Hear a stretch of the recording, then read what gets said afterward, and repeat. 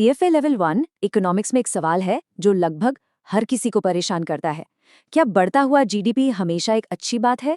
और यही सवाल हमें सीधे ले जाता है ग्रोथ बनाम डेवलपमेंट के सबसे जरूरी अंतर पर। यकीन मानिए, ये एक ऐसा कॉन्सेप्ट है जिसे समझना एग्जाम पास करने के लिए बेहद जरूरी है। तो चलिए इसे एकदम आसान बनाते हैं। चलिए शुरुआत इसी सवाल से करते हैं। सोचिए, किसी देश का सकल घरेलू उत्पाद मतलब जीडीपी तेजी से बढ़ रहा है, तो क्या इसका मतलब ये है कि वो देश हर लिहाज से बेहतर हो रहा है? क्या वहाँ के लोग ज्यादा खुश हैं, ज्यादा स्वस्थ हैं? बस यही सवाल ग्रोथ और डेवलपमेंट के बीच की असली दीवार को दिखाता है। और पता है, यहीं पर सबसे बड़ी नंबर 1 गलती होती है। ज्यादातर स्टूडेंट्स इन दोनों शब्दों को एक ही मान लेते हैं, लेकिन एग्जाम के नजरिए से देखें तो ये दोनों बिल्कुल अलग हैं। और ये अंतर सिर्फ इकोनॉमिक्स के लिए नहीं, बल्कि पोर्टफोलियो मैनेजमेंट और ESG इन्वेस्टिंग को समझने के लिए भी बहुत जरूरी है। ठीक है, तो चलिए एक एक करके दोनों को समझते हैं। सबसे पहले बात करते हैं ग्रोथ की। इसे हम कह सकते हैं कि ये बस नंबरों का खेल है, पूरी तरह से क्वांटिटेटिव। अगर किताबी भाषा में देखें तो आर्थिक ग्रोथ का सीधा सा मतलब है कि एक इकोनॉमी में गुड्स और सर्विसेज का प्रोडक्शन टाइम के साथ कितना बड़ा है। इसका पूरा फोकस सिर्फ और सिर्फ आउटपुट पर होता है। और इसे याद रखने का सबसे आसान तरीका ये है, इकोनॉमिक ग्रोथ मतलब देश के रियल जीडीपी में बढ़ोतरी। ये एक सीधा साधा हिसाब है। क्या देश ने पिछले साल से ज्यादा सामान और सेवाएं बनाई? अगर जवाब हाँ है तो मतलब इकोनॉमिक ग्रोथ हुई है। बस इतना ही। उदाहरण के लिए इस स्लाइड को देखिए। मान लीजिए भारत का जीडीपी 2025 में $3.5 ट्रिलियन है और 2026 में बढ़कर $4.0 ट्रिलियन हो जाता है। तो इसका क्या मतलब हुआ? इसका सीधा सा मतलब है कि भारत ने इकोनॉमिक ग्रोथ हासिल की है। तो ग्रोथ के बारे में क्या याद रखना है? ये पूरी तरह से नंबर्स पर आधारित है, यानी क्वांटिटेटिव है। इसे जीडीपी जैसे आंकड़ों से आसानी से नापा जा सकता है। इसका फोकस आमतौर पर शॉर्ट टर्म होता है और इसका सारा लेना देना सिर्फ देश की इनकम बढ़ाने से है। अब चलिए कहानी के दूसरे और मैं कहूंगी कि ज्यादा जरूरी पहलू पर चलते हैं, डेवलपमेंट। ये सिर्फ आंकड़ों और नंबरों से कहीं बढ़कर है। ये लोगों की कहानी है। तो आर्थिक डेवलपमेंट क्या है? इसका मतलब है लोगों की क्वालिटी ऑफ लाइफ, मतलब उनके जीवन की गुणवत्ता और उनकी ओवरऑल वेलबींग में सुधार होना। ये सिर्फ पैसे के बारे में नहीं है, ये असल में लोगों के बारे में है। डेवलपमेंट एक बहुत बड़ा कॉन्सेप्ट है। इसमें अच्छी एजुकेशन, बेहतर हेल्थ केयर, नौकरी के मौके, लोगों का रहन सहन, समाज में बराबरी और कुल मिलाकर इंसानी भलाई जैसी कितनी ही चीजें शामिल हैं। तो इसका फॉर्मूला क्या हुआ? इसे ऐसे सोच सकते हैं, डेवलपमेंट बराबर है ग्रोथ प्लस जीवन की गुणवत्ता में असल सुधार। मतलब अगर जीडीपी तो बढ़ गया लेकिन गरीबी कम नहीं हुई या अस्पताल अच्छे नहीं हैं, तो समझिए समीकरण का एक हिस्सा गायब है। ग्रोथ तो हुई लेकिन डेवलपमेंट नहीं हुआ। ये टेबल देखिए, ये इन दोनों के बीच का फर्क एकदम साफ कर देती है। सबसे जरूरी अंतर है माप, यानी मेजरमेंट में।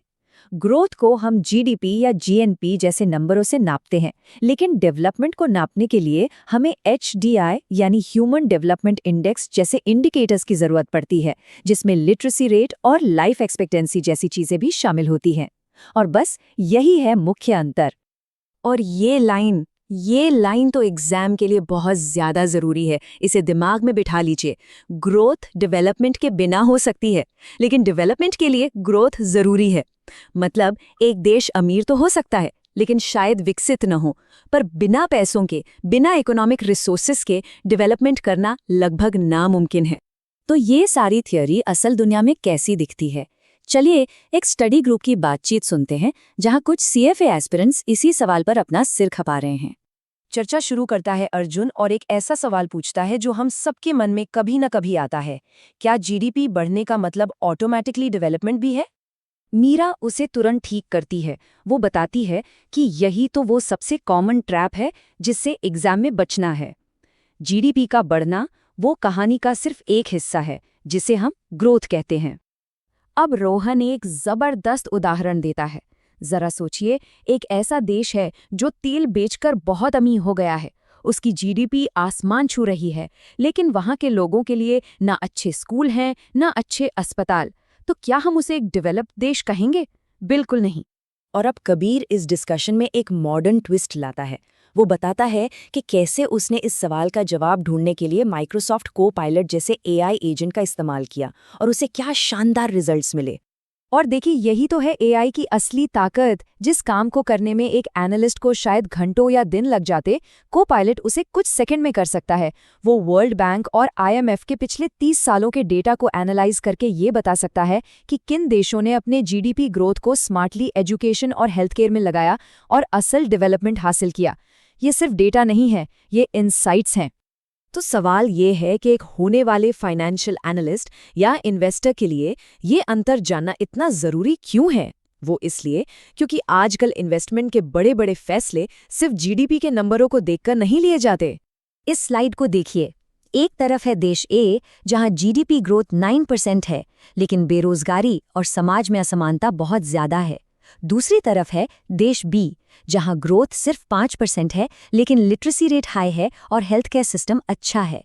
एक स्मार्ट इन्वेस्टर, खास तौर पर जो ईएसजी यानी एनवायरनमेंट, सोशल और गवर्नेंस के सिद्धांतों को मानता है, वो लंबे समय के सस्टेनेबल रिटर्न के लिए देश बी को चुनेगा, क्योंकि वहां सोशल स्टेबिलिटी ज्यादा है और रिस्क कम है।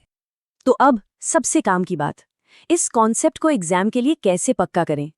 यहाँ कुछ प्रैक्टिकल टिप्स हैं जो आपकी बहुत मदद करेंगे। इस कॉन्सेप्ट पर अपनी पकड़ मजबूत करने के लिए इन स्टेप्स को फॉलो करें। सबसे जरूरी है, पहला, रटना नहीं है, विजुअलाइज करना है। ग्रोथ मतलब ज्यादा पैसा और डेवलपमेंट मतलब बेहतर जिंदगी। दूसरा, जीडीपी बनाम एचडीआई की तुलना वाले सवालों की खूब प्रैक्टिस करें। और तीसरा, हमेशा याद रखें कि सीएफए इंस्टीट्यूट के प्रैक्टिस सवाल ही आपके लिए सबसे बड़े गाइड हैं। बाकी टिप्स आप इस स्लाइड पर आराम से पढ़ सकते हैं। और अंत में बस ये एक बात हमेशा याद रखनी है, सीएफए आपको सिर्फ नंबर क्रंच करना नहीं सिखाता, वो ये सिखाता है कि वो नंबर लोगों की जिंदगी को कैसे प्रभावित करते हैं। ग्रोथ जरूरी है, वो एक जरिया है, लेकिन असली मंजिल, असली लक्ष्य हमेशा डेवलपमेंट ही होता है।